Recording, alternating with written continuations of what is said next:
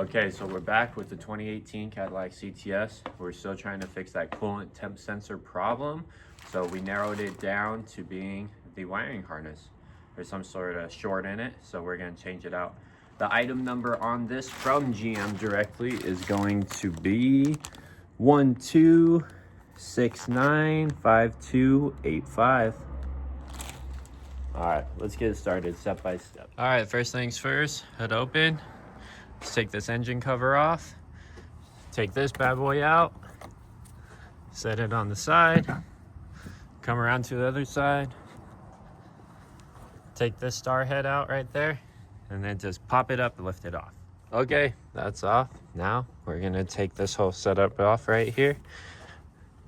We got band clamp, band clamp, band clamp. And then we have this plug.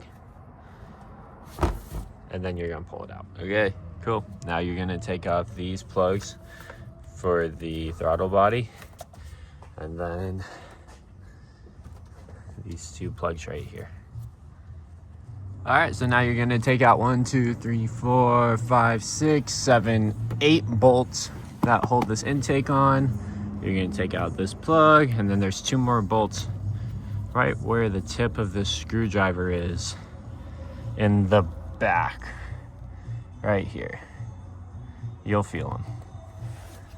All right, once those are all out, you're just gonna lift up and pull out towards you. Okay, this is what it looks like with it off.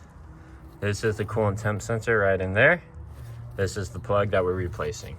It comes all the way around to here. So we're gonna go ahead and take that off and replace. I'll show you. Okay, this is how it's laid out in here.